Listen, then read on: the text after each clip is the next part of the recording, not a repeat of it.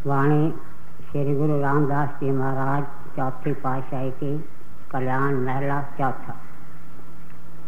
राम हम तासन दास करी जय, राम हम तासन दास करी जय, राम हम तासन दास करी जय, राम हम दासन दास करी जय। यह चौथी पातशाही श्री गुरु रामदास जी महाराज साहब की वाणी है। हमने आपके जीवन के बारे में सुना है कि कैसे एक बहुत छोटे खानदान के अंदर थे और श्री गुरु अमरदास जी महाराज ने इनके प्रेम, इनके निम्रता को देखकर इनको अपनी सुपुत्री शादी के अंदर दी और आगे पीछे इनको अपना रूप बनाया। जो अमानत नाम की दौलत श्री गुरु अंगद साहिब ने श्री गुरु अमरदास जी महाराज को बख्शी थी, वह इनके सुपुर्द की। इस अवस्था के अंदर आप आए कि जीवों का उद्धार किया। उससे पहले आप किस अवस्था से निकले, इसके लिए मैं एक छोटी सी वार्ता अर्ज करूंगा। जब श्री गुरु अमरदास जी महाराज साहब के चोले छोड़ने के अंदर, ज्योति ज्योत समाने के अंदर अभी कुछ समय था, तो गद्दी के ग्राहक बहुत थे। गुरु साहब ने उनको समझाने के लिए हुक्म दिया कि फलानी जगह सेवा होगी और वहां अपने अपने मिट्टी लेकर के चबूतरे बनाओ। संगत गई। श्री गुरु रामदास जी महाराज तो सेवा के अथाह पुंज थे, चबूतरे बनाने में लग गए। गुरु साहब कुछ समय के बाद आते। जब ये लोग अपने चबूतरे बना लेते तो कहते, भाई किसी का चबूतरा ठीक नहीं, इनको गिरा दो और वापस बनाओ। जो ऊपर ऊपर के सत्संगी थे वे हटने लगे। इतिहास कहता है कि गुरु साहब चबूतरे बनवाए और चबूतरे तुड़वाए, यही हुक्म देवे। होते होते बाकी गिने चुने लोग रहे।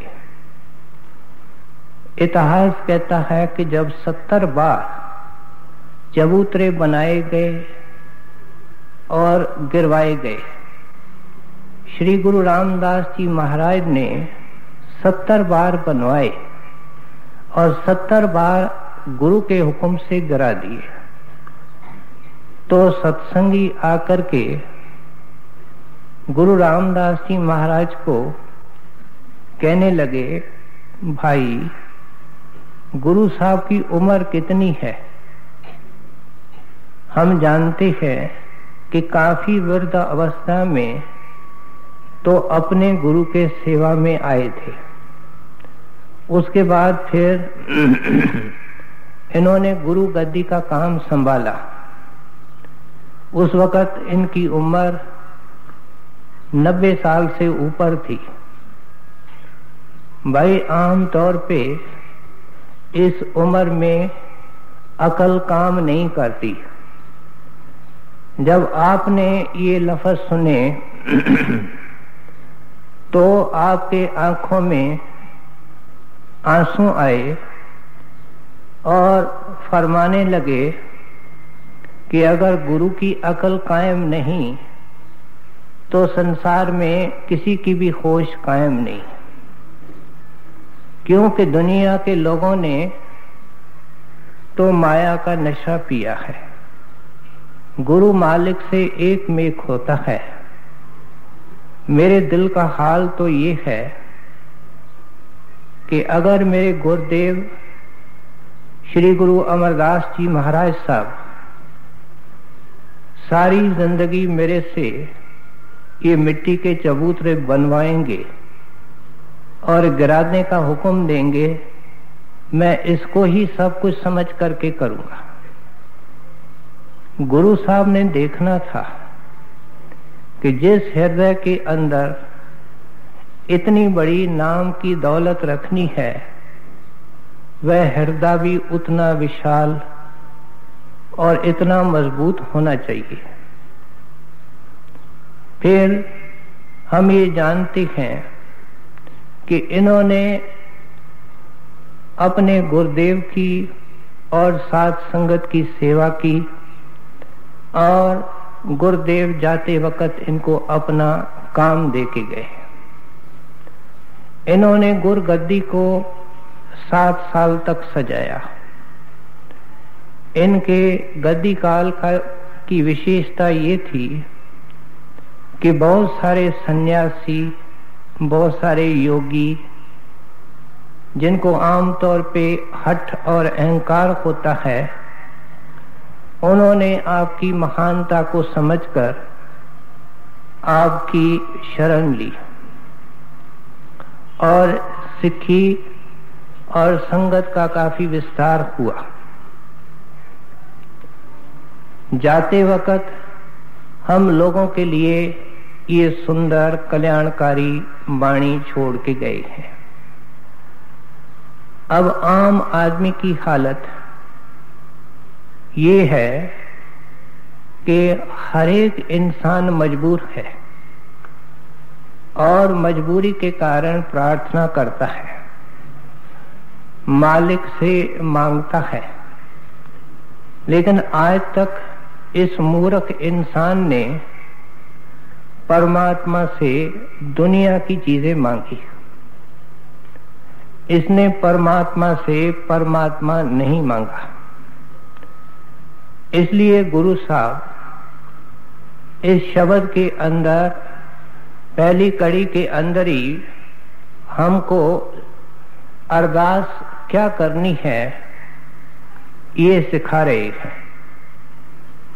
आप फरमाते हैं, रामा हम दासन दास करीजे। राम से मतलब कुल मालिक। संतों का राम रचना के चोटी पर है। जब संत मत के अंदर आए, संतों की वाणी सुने तो दिल के दरवाजे खोल करके सुने। कबीर साहब ने लिखा, एक राम दशरथ का बेटा, एक राम घट घट में बैठा, एक राम का सगल पसारा, एक राम सबहों से न्यारा। कहते हैं एक तो रामचंद्र जी महाराज जो त्रेता युग के अंदर आए, राजा दशरथ के अंदर घर के अंदर अवतारित हुए, बड़ी महान हस्ती थे और अपना काम करके चले गए। कबीर साहब कहते हैं दूसरा मन राम है जो हर एक घट के अंदर बैठा है और तेज दौड़ता है, 1 सेकंड के अंदर अमेरिका जा सकता है। कोई रॉकेट इतना तेज नहीं उड़ता। तीसरा राम कहते हैं वह है जो सारी त्रिलोकी के अंदर समाया है और त्रिलोकी जिसके अंदर समाई हुई है। एक राम सबहों से न्यारा। लेकिन चौथा राम है जो रचना से न्यारा है और वह कुल मालिक है। ये केवल कबीर साहब नहीं कहते, सारे संतों के वाणी के अंदर राम का अर्थ शब्द भी है और शब्द मालिक का रूप है, मालिक ही है। दरिया साहब हमारे राजस्थान के अंदर हुए हैं, वे लिखते हैं जे सिमरूं तो पूरन राम, लोग गलत न समझें इसलिए आपने पूरन शब्द लगा दिया। पूरन का मतलब जो कभी जन्म मरण में नहीं आता, जो प्रलय महाप्रलय से परे है।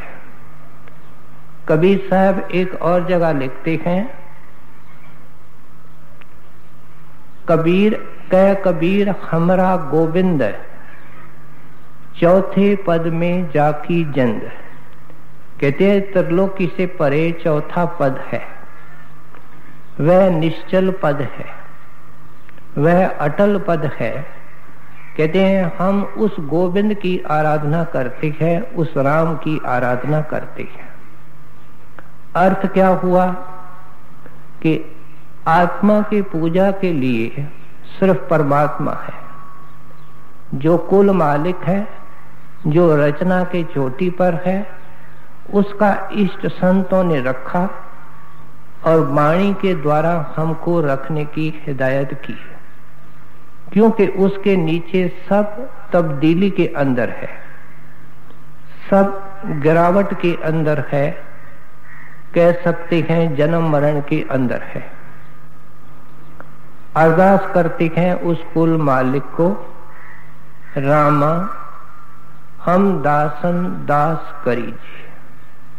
ऐ राम ऐ कुल मालिक, हमको अपने किसी दास के चरणों के अंदर पहुंचा दो।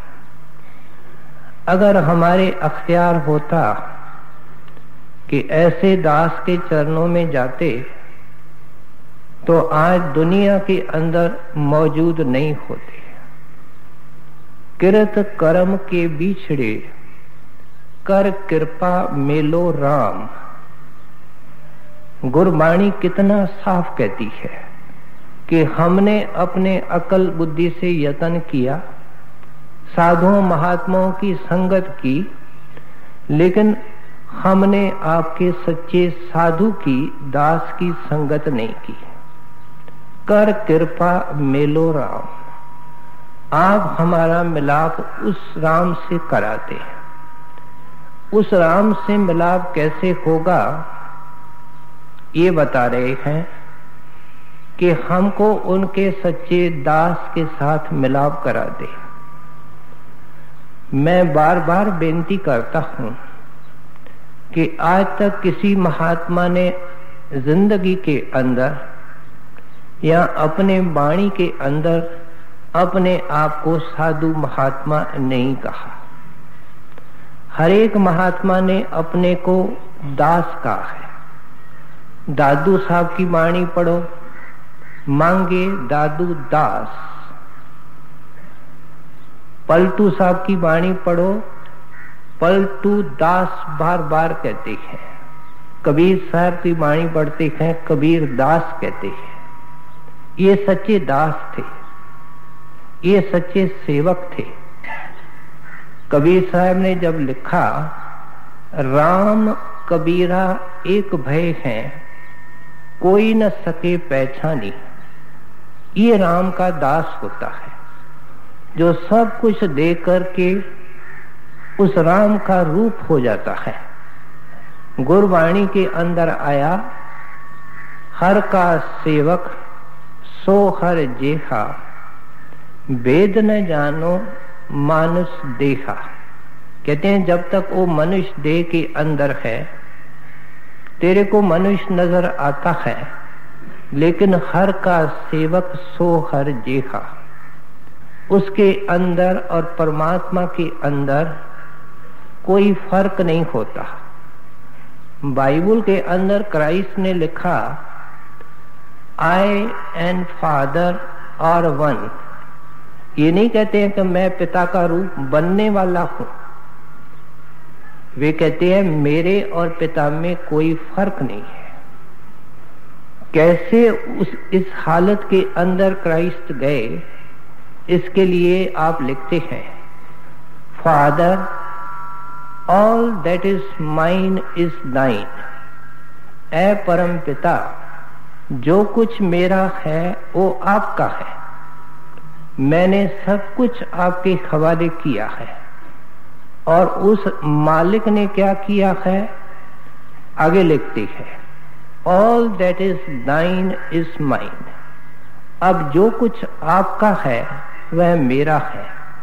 जब मालिक अपना बनता है, मालिक के अंदर समा जाता है,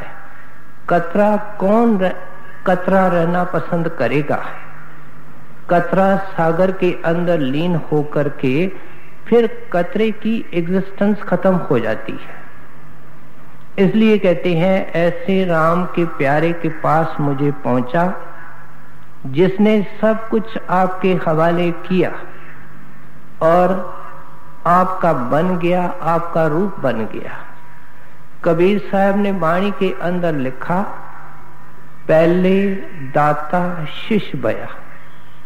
कहते हैं पहले सेवक को दाता बनना पड़ता है। देखो संतों की वाणी कितनी महान है। पहले दाता शिष्य बया, जन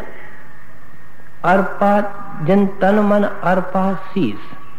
जिसने अपना तन भी दिया, मन भी दिया। शीस का मतलब खुद ही है, अहंकार है, सब प्रकार की दावाएं हैं। कहते हैं प्रभु का बन करके रहा। पहले दासा शिष्य बया, तन मन अर्पा शीस। फिर दाता गुरु भया, जन नाम किया बख्शीश। ये राम का दास है, जिसने सब कुछ दे करके उस राम को पाया है, राम का रूप हुआ है। अब ये इस प्रार्थना का दूसरा हिस्सा है कि इष्ट रखना तो सचखंड का, कुल मालिक का, उस परिपूर्ण राम का। अरदास क्या करनी कि जो इस वक्त आपका कोई जिंदा है, कोई वर्तमान महात्मा है, जो आपका सच्चा परम भक्त है, परम दास है, मुझे उनके चरणों में ले जाओ। ये प्रार्थना का दूसरा हिस्सा है। और तीसरे हिस्से के अंदर क्या है, रामा हम दासन दास करीजे। ऐ राम एक और दया करना कि मुझे उनके चरणों में पहुंचा करके मुझे उनका पूरी तौर पे दास कर देना। हमने ये वार्ता कई बार सत्संग में सुनी है कि शाह इब्राहिम को खुदा के मिलने का शौक था। बड़ी खोज की, जुस्तजू की, लेकिन अभी वक्त नहीं आया था। उस जमाने के अंदर दास प्रथा थी, जिसको गुलाम कहते हैं। गुलाम का कोई हक नहीं होता था, उसको खरीदा जाता था। न उसका कोई तनख्वाह के ऊपर हक था, न उनका कोई ये हक था कि इतने घंटे काम करना। एक उनके चरणों में गुलाम बनने के लिए आया। शाह इब्राहिम ने उनसे पूछा कि ऐ शख्सा तेरा नाम क्या है? कहते हैं साहब नाम जो आप रखेंगे मेरा वो नाम रहेगा। कहते हैं भाई तू क्या काम करेगा? कहते हैं साहब गुलाम क्या काम करेगा? जो मालिक कहेगा मैं वही काम करूंगा जिसका इशारा आप करेंगे। कहते हैं कि तुम लोगे क्या? कहते हैं साहब जो आप देंगे वो मैं खुशी से लूंगा। आपकी कोई और जरूरत है? कहते हैं साहब गुलाम और गुलाम की इच्छा इनका कोई मेल नहीं। मैं तो आपका गुलाम या दास बनने आया हूं। शाह इब्राहिम ने उनको रख लिया, लेकिन इनको इतनी गहरी चोट आई कि वहां से उठ करके अपने बेडरूम में आया और खूब जी भर करके रोया और मालिक के आगे अरदास की कि ऐ खुदावंद, रोटी कपड़े के खातर ये बंदा सब कुछ मेरे हवाले करने के लिए तैयार है।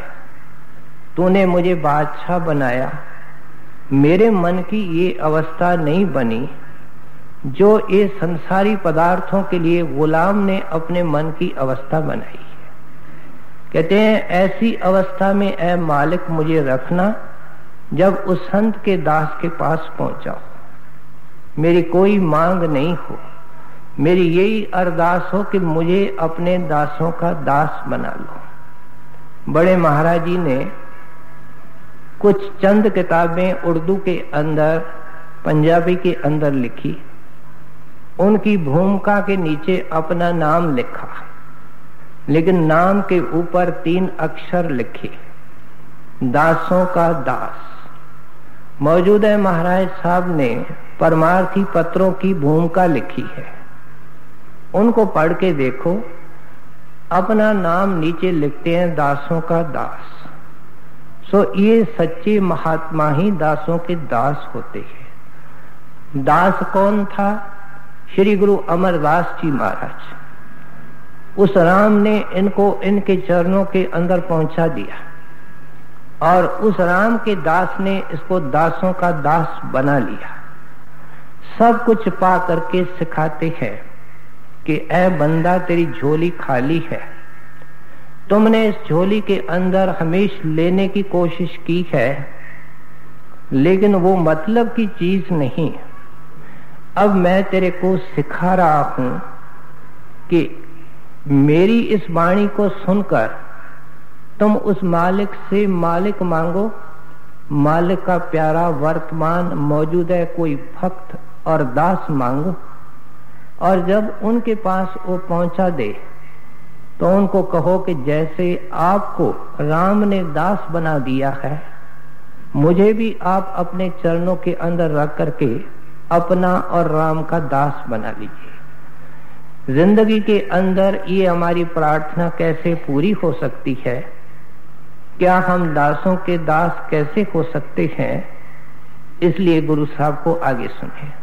राम हम तासन दास करे जय, राम हम तासन दास करे जय। जब लग सास होए मन अंतर, साधो छोड़ जय। कहते हैं प्यारे, मदद करने के लिए, बांह पकड़ने के लिए, भवजल से पार करने के लिए ऐसे मालिक के भगत दुनिया में मौजूद होते हैं। बहुत सारे लोग इस धोखे में हैं कि बड़े बड़े महात्मा हो गए, अब कोई महात्मा नहीं। हमारे सोचने में देखो कितना बड़ा नुक्स है। अगर 2000 साल पहले परमात्मा ने दया करके कोई महात्मा दिया, 500 साल पहले कोई महात्मा दिया, तो क्या आज जो दुनिया के अंदर जीव हैं वो परमात्मा को प्यारे नहीं है? कहते हैं हर जमाने के अंदर, हर समय के अंदर जीवों की मदद के लिए ऐसे मालिक के भगत और प्यारे दुनिया के अंदर मौजूद होते हैं। कहते हैं किस्मत से मिलते हैं। अगर तेरी किस्मत जागे, तेरे भाग उदय हो आए और तू उनके चरणों में पहुंच जाए या तेरे को बुला ले, तो वो तेरे को 2-3 सिंपल बातें समझाएंगे। क्योंकि उनके पास गांव की औरतें आती हैं, अनपढ़ आदमी आते हैं, उनकी पहली शिक्षा है कि ओ राम तेरे अंदर है, और आंखों के पीछे वो शब्द के रूप में है।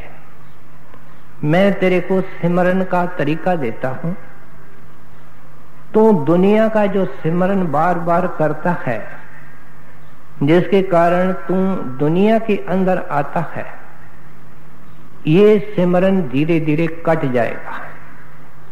नाम का सिमरन इस दुनिया के सिमरन को काट देगा, और नतीजा ये होगा कि तेरा ख्याल यहां एकाग्र होने लगेगा। जब सिमरन के द्वारा आंखों के बीच में ख्याल एकाग्र होने लगता है और थोड़ी अवस्था अच्छी होती है, तो प्रकाश नजर आता है। जब प्रकाश नजर आवे तो प्रकाश में ध्यान रख करके सिमरन करना चाहिए, और करते करते करते इसके सारे शरीर के अंग सोने लगते हैं, सुन्न होने लगते हैं। और जब इसके शरीर के आंखों के नजदीक इसकी चेतन सत्ता इकट्ठी होती है, तो ये अंदर जाने की तैयारी में होता है। अंदर इसको पहले तारा नजर आता है, फिर चंद्रमा नजर आता है, फिर सूरज नजर आता है, और उसके पीछे फिर इसको गुरुदेव नजर आता है। कौन सा गुरुदेव? वह सच्चा शब्द स्वरूपी महात्मा जो खुद देव में है, और अपनी दया करके किसी सेवक को जो देह के अंदर है उसको मंजूर नजर किया है, और उसके अंदर अपना शब्द रूप रखा है। कहते हैं अब तुम कमी मत छोड़ो, कसर मत छोड़ो। देखो, एक सिंपल सीधी शिक्षा है। उन भाग्यशाली लोगों को कह रहे हैं जिनको सतगुर मिले हैं, जिन्होंने दया करके सिमरन का दान दिया है।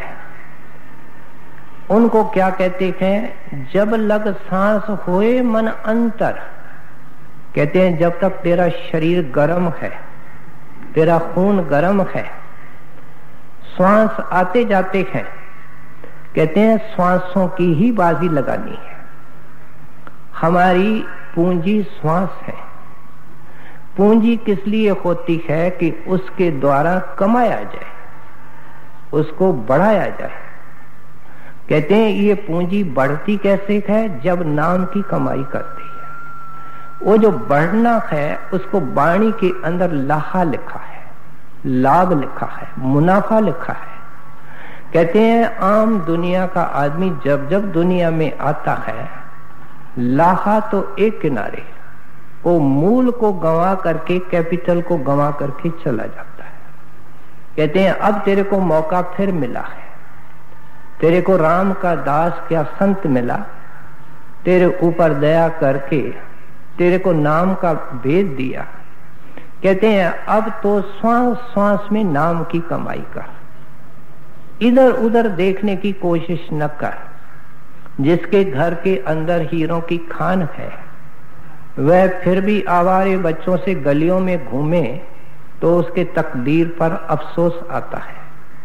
नाम लेने के बाद कहीं सैर को जा रहा है, खाने पीने को जा रहा है, महफलों में जा रहा है। इसकी डायरी दुनियादारों के तरह बुक्ड है। कहते हैं भाई उसको नाम के अंदर लगाने की कोशिश कर, और जब अंदर में वो चीज तेरे को मिलेगी तू पछताएगा। तू कहेगा कि जिस दिन से नाम मिला था, मैंने उस दिन से क्यों नहीं नाम को सन्मुख रख करके, उसको प्रमुख काम समझ करके क्यों नहीं इसको किया। कहते हैं वहां गुरुदेव का जो स्वरूप है, उनके चरणों के अंदर जो प्रकाश है, वो सारा प्रकाश का बना हुआ है, उसका रूप है। रूप कौन सा है? जैसे बाहर देह स्वरूप है, लेकिन देह स्वरूप 5 तत्वों का बना हुआ है, वह नूर और प्रकाश का बना हुआ है। अंग्रेजी में उसको रेडियंट फॉर्म कहते हैं। रेडियंट का मतलब चमकीला, प्रकाशवान, उसको नूरी स्वरूप ही कहते हैं। कहते हैं ये संतों के वाणी के राग हैं, उसके अंदर वो जो प्रकाश निकलता है उसको संतों के चरणों की धूड़ कहा गया है।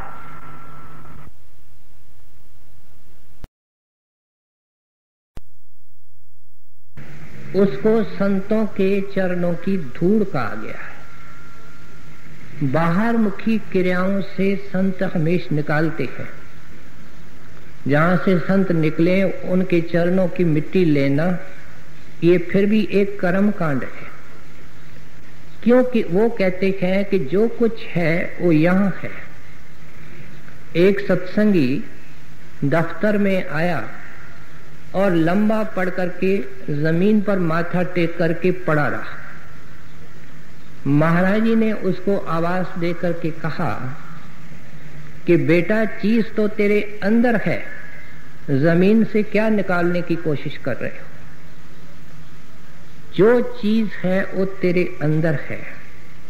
इसलिए वो जो संतों की धूड़ है उसको गुरबाणी के अंदर स्वामी जी महाराज ने, तुलसी साहिब ने इशारा किया है कि अंदर के प्रकाशवान स्वरूप का जो चरणों से प्रकाश निकलता है वो संतों की धूड़ है। तुलसी साहब बताते हैं कि वो धूड़ तुमको कैसे मिलेगी। ऐसी जब हम महिमा सुनते हैं तो हमारे मन में ख्याल आता है हमको कब मिलेगी। तुलसी साहब कहते हैं कब मिलेगी और कैसे मिलेगी मैं बताता हूं। कहते हैं, आप समझाते हैं, छिन छिन सुरत संभार लार दृक के रखो। कहते हैं मिनट मिनट में, सेकंड सेकंड में अपना ख्याल आंखों के बीच में रखो। इसको दृष्टि को जमाना, नृत्य को जमाना और उसके साथ सिमरन के द्वारा। सिमरन किस लिए है कि मन में ख्याल पैदा न हो। मन की 2 अवस्थाएं होती है, एक थॉटलेस, क्या मन के अंदर कोई ख्याल पैदा न हो। दूसरी मन की अवस्था है मोशनलेस, हिलना इसका बंद हो। हिलना बंद होगा जब नृत्य को जमा करके आंखों के बीच में रखेगा, वहां टिकाना, ये इसको मोशनलेस कहते हैं, स्थिर कहते हैं। और थॉटलेस होगा सिमरन के द्वारा। जब सिमरन ऐसे तरीके से ये करेगा कि 2 नामों के जाप के बीच में कोई ख्याल न आगे। हमारे सत्संगी बड़ी अटकलें करके पता नहीं दुनिया के कितने कितने काम करते हैं, लेकिन उनको इतनी अटकल तो आनी चाहिए कि 2 नामों के बीच में कोई दुनिया का ख्याल न आगे। इसको चतुर अकलमंद सत्संगी कहते हैं।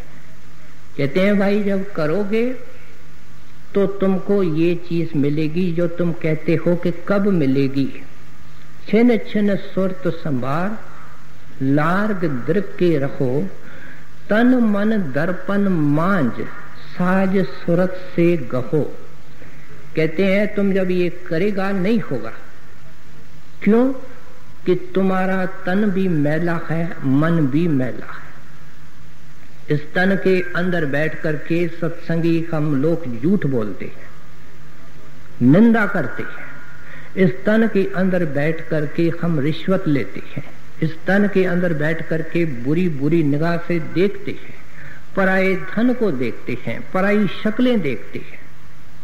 कहते हैं दर्पण के तरह अपने तन और मन को चमकाने की कोशिश करो। मन कैसे चमकता है? जैसे जैसे गुरु का ध्यान करता है, जैसे जैसे सिमरन करता है। इसलिए कहते हैं सेवा भी मुबारक है। इस वक्त अगर हम सत्संग में नहीं आते तो इन बातों का ज्ञान घर बैठे कोई आकाशवाणी के द्वारा नहीं होगा। सत्संग मुख्य है। हजूर फरमाया करते थे कि जैसे इस भवन की कंपाउंड वॉल है ताकि कोई अजनबी इसके अंदर न आवे, और इसके अंदर हम बैठ करके आराम से सत्संग सुन सके। ठीक उस तरीके से हमारे जिंदगी की जो कंपाउंड वॉल है वो सत्संग है कि हमारे भरम बाहर रहे, हमारे प्रलोभन बाहर रहे, हमारे आकर्षण दूर रहे। इसलिए कहते हैं सत्संग भी जरूरी, सेवा भी जरूरी, क्योंकि इस सारे मत की जो फाउंडेशन है वो निम्रता है। कभी परमात्मा घमंडी को स्वीकार नहीं करता, इसलिए सब प्रकार की सेवा करनी चाहिए और परमात्मा की सेवा करके, संगत की सेवा करके मन ही मन में खुश होना चाहिए, बोझ नहीं समझना चाहिए। ये तुलसी साहब का भाव है कि तू अंदर प्रकाश देखना चाहता है तो इन शर्तों को निभा। फिर कहते हैं लगन लगे लखवार, कहते हैं फिर अवस्था आएगी कि दुनिया कड़वी, दुनिया सूनी, दुनिया फीकी, लेकिन अंदर में भी रस नहीं आएगा। एक वैक्यूम है, एक बीच की अवस्था है, उसमें आंसू होते हैं, उसमें ठंडी आहें होती है। किसी चीज को जब आदमी मिस करता है, हम संसारी किसी चीज को जब मिस करते हैं, मानो वो चीज है या आदमी है, बेअख्तियार उसकी शक्ल आती है, बेअख्तियार शक्ल आती है, बेअख्तियार उसका ख्याल आता है। ये हालत होती है उस प्यारे की जो इन दो अवस्थाओं से निकला कि यहाँ ख्याल को टिकाया, अपने तन और मन को मांझने की कोशिश की, आईने की तरह चमकाया। कहते हैं फिर भी रब नहीं मिल रहा, साहिब अंदर दीदार नहीं देता, इसलिए उसकी नींद हराम हो जाती है, उसका खाना पीना सेकेंडरी बन जाता है। लगन लगे लखवार, कहते हैं लख बार दिन के अंदर उसकी जुदाई सतावे। अड़े हाँ तुलसी संत चरण की धूल जो हम चाहते हैं, नूर दर्शाया। फिर कहते हैं वो तुमको नूर नजर आएगा, वो प्रकाश नजर आएगा। गुरु नानक देव जैसे चोटी के महात्मा क्या कहते हैं, नानक दास ये सुख मांगे, मोको कर संतन की धूड़ी। ऐ परमात्मा मुझे संतों के धूड़ के अंदर ले जा। अब विचार करें ये बाहर की धूड़ी कैसे हो सकती है, जिसके लिए गुरु नानक देव जैसे चोटी के महात्मा कहते हैं नानक दास ये सुख मांगे। परम सुखों की दाता है वो चरणों की धूड़, मोको कर संतन की धूड़ी। स्वामी जी महाराज इसको और तरीके से लिखते हैं, गुरु चरण धूड़ कर अंजन। कहते हैं अंदर जो गुरु के चरणों का प्रकाश है उसको सुरमा बना। ये नैन खुले मन मंजन, कहते हैं हृदय के आंखों के अंदर वो मंजन डालना है। क्या होगा, घट तिमर अनादि नाशन। कहते हैं तेरे घट के अंदर जो तिमर है, अंधेरा है, आंखें बंद करता है, कुछ नजर नहीं आता, नाश हो जाएगा। गुरु रूप भान प्रकाशन, कहते हैं जैसे सूरज चमकता है ऐसा गुरु का रूप तेरे को नजर आएगा। अब बता दिया कि राम कहाँ है, राम का दास कौन होता है, तेरे को उसका दास कैसे बनना है। आगे गुरु साहब को सुने। जब लग सांस होए मन अंतर, साधो थोड़ा विजय। शंकर नारद शेख नाग मुन, तोड़ साधु की लौची जाए। संतों ने इष्ट सचखंड का रखा। जब हम यहाँ आंखों के बीच में अंदर का सफर तय करते हैं तो दाएं को भी रचना है, बाएं को भी रचना है और बीच में शब्द की शाही सड़क है। हजूर महाराज उसको ग्रांड ट्रंक रोड कहते थे। ग्रांड ट्रंक रोड क्या, जो सीधा जावे। कहते हैं राइट साइड के अंदर भी रचना है, वो पॉजिटिव है, लेकिन जो लेफ्ट साइड के अंदर रचना है उसके अंदर सब काल का, धर्मराय की कचहरियां, देवी देवते वगैरह ये सब है। आप क्या समझाना चाहते हैं कि साधु के चरणों में जाना और नाम लेकर के कमाई करके साधु को अंदर प्रकट करना, ये अधिकार और प्रिविलेज केवल मनुष्य का है, देवी देवताओं का भी नहीं है। देवी देवता 33 करोड़ माने गए हैं, उनके मुखिया 3 माने गए हैं, उनको त्रिलोकी का कारोबार दिया गया है। हमने सुना है कि एक पालन पोषण करता है, एक पैदाइश करता है, एक विनाश करता है। उनको अपने अपने काम दिए गए हैं। कहते हैं कि ये जो साधु का मिलना है ये केवल इंसान के चोले में हो सकता है। इसलिए गुरबाणी के, इसलिए कबीर साहब ने लिखा कि इस देही को लोचे देव, सो देही भज हर की सेव। ये मनुष्य देह के लिए लोचना क्या, तड़सना, इंतजार करना, तड़पना। कहते हैं देवी देवता भी इंसान के चोले के लिए तरसते हैं, क्योंकि जब ऐसा चोला मिलेगा तब जाकर के उस परमात्मा की प्राप्ति होगी। अब देखो, जब घोड़े को चलाना होता है तो आंखों के ऊपर चमड़े के पट्टे लगाते हैं, ब्लाइंडर्स लगाते हैं, ताकि घोड़ा सीधा चले। हमारे को इष्ट बनवा दिया है धुरधाम का, कहते हैं न राइट को देखो न लेफ्ट को देखो, ये सब रचना है। और ये जो मैं धूड़ का जिक्र करता हूँ, साधु का अंदर में दर्शन करता हूँ, देवी देवताओं की जब वारी मनुष्य की आएगी, जब मनुष्य बन करके उनको साधु संत मिलेगा, तब उनको अंदर में ये प्रकाश मिलेगा। शंकर नारद शेख नागमुन तोड़ साधु की लोचे जाए, भवन भवन पवित्र होए सब, जब साधु चरण करे जाए। कहते हैं बाहर से भी जितने तीर्थ हैं, जितने डेरे हैं, जितने पूजा करने के स्थान हैं, उनके हिस्ट्री को अच्छी तरह प्यारे ट्रेस करने की कोशिश करोगे तो यही मिलेगा कि वहां कोई साधु, कोई महात्मा, कोई संत बैठा है, उसने भजन किया है, उसने सत्संग किया है, जीवों को नाम का भेद दिया है।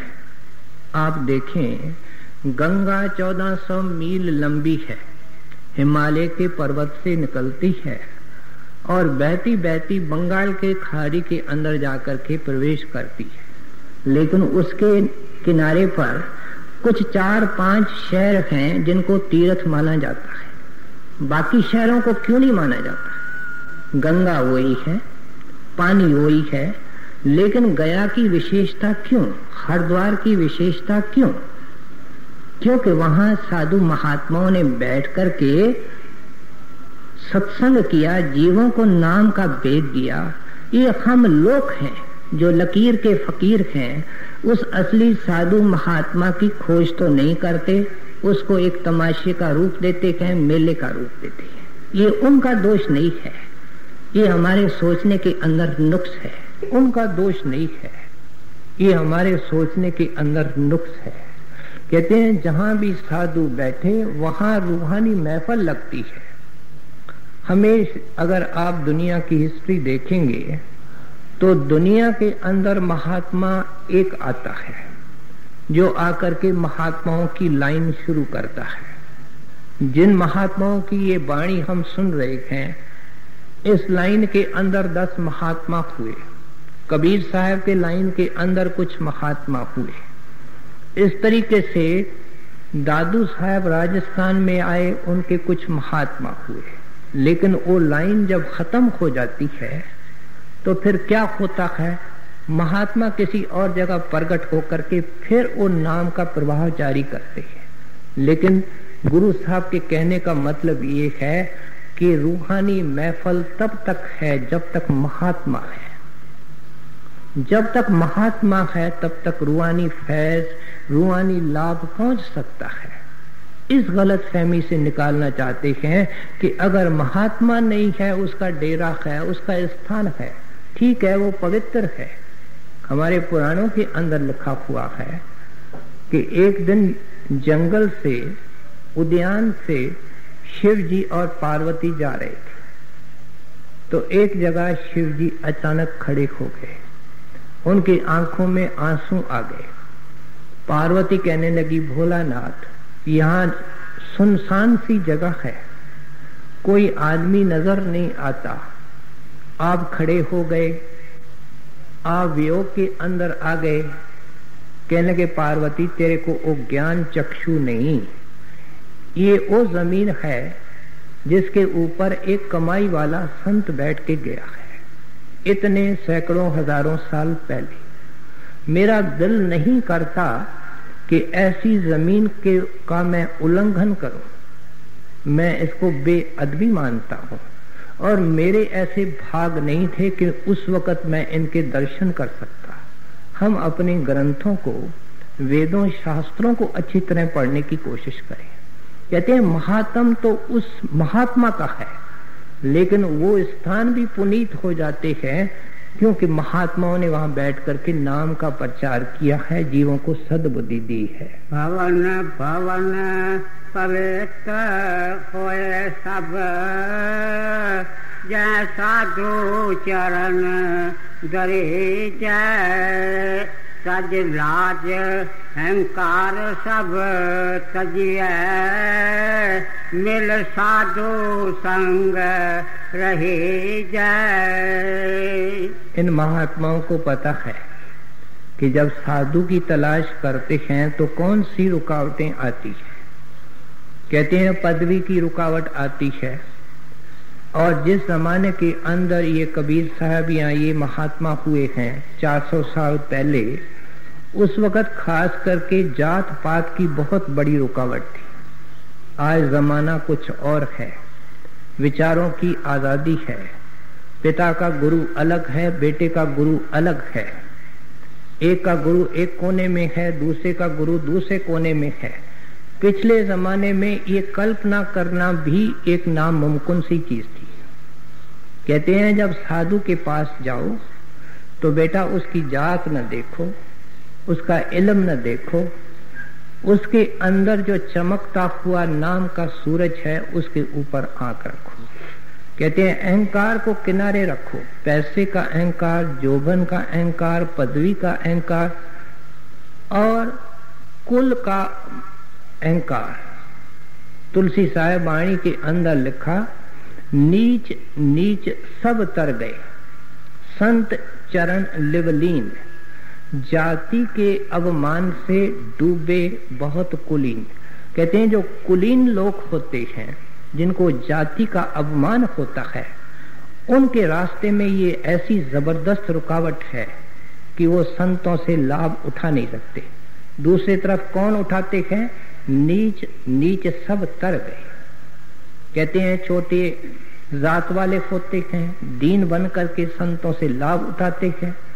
इन पंडितों को, कुलीन लोगों को अपने कुल का और जात का अहंकार होता है। बड़े महाराज जी से नाम लिया था, बाबा निजामुद्दीन ने बाबा जी महाराज से नाम लिया था, और हजूर महाराज उनसे बड़ी प्रीत करते थे। बड़े कमाई वाले दरवेश थे, लेकिन जात वालों ने उनका बहिष्कार किया कि ये मुसलमान होकर के एक सिख से नाम लेके आया है, उसका मुरीद बन गया है, और उन्होंने लेना देना सब बंद कर दिया। यहां तक कहा कि जब इसका अंत समय आएगा कोई भी मुसलमान इनके जनाजे के साथ नहीं जाएगा। मुल्तान में रहा करते थे, खूब कमाई वाले साधु थे। जब उसका अंत समय आया और ज्योति ज्योत समाए तो एक गैबी ताकत इमामों के पास गई, जो मुल्तान के चोटी के इमाम थे। कहने लगी आपको लज्जा है, आपको शर्म आनी चाहिए कि एक चोटी का दरवेश चोला छोड़ गया है और आप यहाँ बैठे हैं, जल्दी उठो जाकर के बंदोबस्त करो। जब बड़े बड़े इमाम आए तो सारी दुनिया टूट पड़ी और बड़े शान से उनका अंतिम संस्कार हुआ। एक मराठा सत्संगी था, उसने बड़े महाराजी से नामदान ले लिया। उसके जात वालों ने उनका टोटल बहिष्कार कर दिया। डेरे आया, कहता है हुजूर अब तो हमसे कोई उनका लेन देन नहीं, अगर मैं मर गया तो मेरे को उठाएगा कौन? महाराज जी सामने संगत खड़ी थी, उस तरफ हाथ करके इशारा करके कहा कि तेरे इतने बहन भाई हैं, तेरे को क्या तकलीफ होने वाली है? ये एक महापुरुष का वचन था। और जब उस आदमी ने चोला छोड़ना था, अपने शहर से चला और डेरे आया, और डेरे आकर के महाराज जी मौजूद है, महाराज जी के दिनों में इनके दर्शन किए, फिर लंगर में रोटी खाई। उन दिनों में शाम को सत्संग होता था, अनाउंसमेंट हुई कि एक सत्संगी चोला छोड़ गया है, सारी संगत उसके साथ जावे। उस महापुरुष का वचन पूरा हुआ। तो इसलिए कहते हैं कि जब संतों के पास जाते हो तो ये जो जात पात का कुल का अहंकार है, इसको किनारे रखो, तभी उनके चरणों से लाभ उठा सकते हो। तज लाच अहंकार सब तजिए, मिल साधु संग रही जय। धर्म राय की कान चुकावे, दिख डुबदा काढ़ कढ़े जाए। कहते हैं कि ये समर्थ पुरुष होते हैं, जब तेरे को चरणों की शरण देंगे तेरा धर्म राय से कोई वास्ता नहीं रहेगा। धर्म राय कौन है? मुंसिफ है। वो हर एक जीव के कर्मों के अनुसार उसके तकदीर का फैसला करता है। हर जन्म के मरने, हर चोले के बाद इंसान को धर्म राय के सामने पेश किया जाता है। कहते हैं जब संत तुमको चरणों की शरण देते हैं कि तेरी फाइल संतों के पास आ जाती है। उस फाइल में क्या है? उस फाइल के अंदर बुरे कर्म भी हैं, उस फाइल के अंदर कुछ अच्छे कर्म भी हैं, लेकिन अब भुगताने वाले वो धर्म राय नहीं रहते, वो निगेटिव शक्ति नहीं रहती।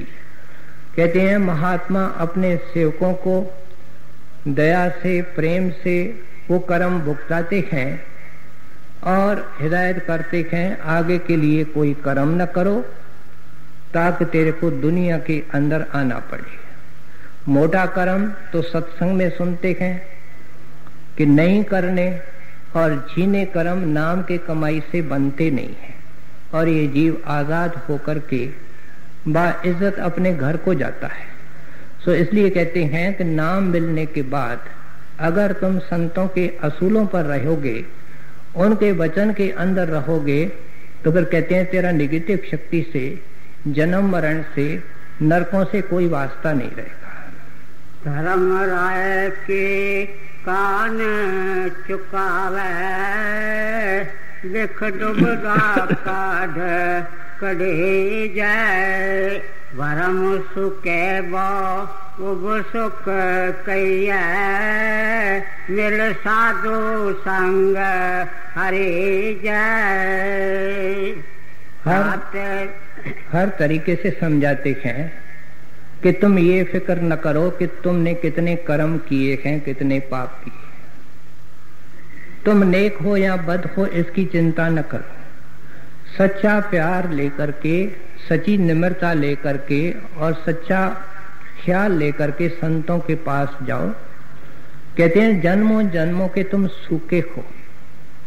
किसने सुखाया है? कहते हैं भरमों ने और कर्मों ने सुखाया है, माया के धूप ने सुखाया है। लेकिन जब आप कहते हैं संतों के तुम दरबार में आओगे, उनके संग में आओगे, तो जन्मों जन्मों के सूखे खरे हो जाते हैं, बशर्ते सच्चा प्यार लेकर के, सच्ची लगन लेकर के आओगे। हमारे सामने इतिहास के अंदर बेअंत मिसालें मौजूद हैं।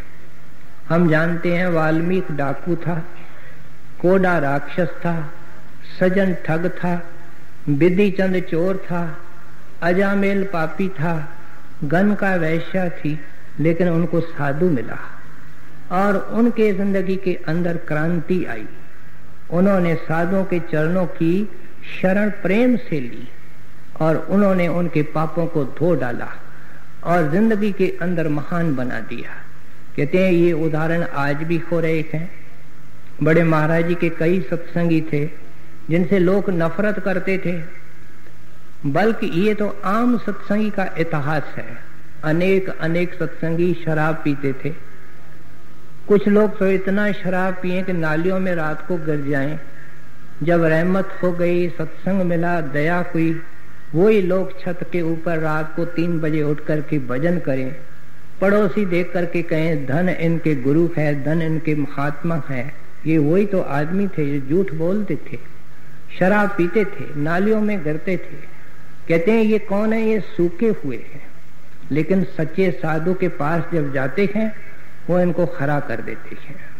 भरम सुखे बो सुख कैया, मिल साधु संग हरि जय, ताते विलंपल दिल न की जय, जय साधु चरण लगे जय।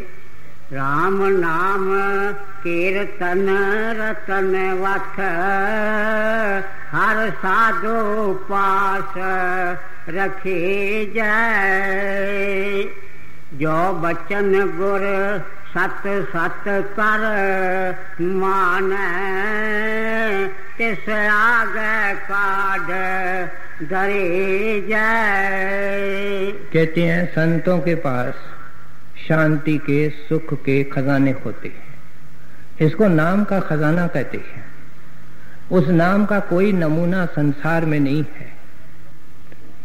गुरबाणी के अंदर आया, लख खुशियां पातशायां जे सतगुर निदर करे, निमख एक हर नाम दे, मेरा मन तन शीतल होए। कहते हैं नाम की महिमा क्या है? उसका एक निमक, उसका एक तिनका देवे तो कहते हैं मेरा मन और तन दोनों ठंडे हो जाएंगे। गुरमुख नाम गुरमुख कोट उधार दा, भाई दे नाम में एक कणी। उनके नाम की क्या महिमा, उसकी एक कणी दे करके करोड़ों का उद्धार करती है। कहते हैं वो तुमको मिलने वाला है, तुमको देने के लिए इच्छुक है, मुंतजर है, लेकिन तू ले कैसे सकता है? कहते हैं जब उनका वचन सत करके मानेगा। हमारे सामने सरदार बहादुर महाराज जी की जिंदगी है।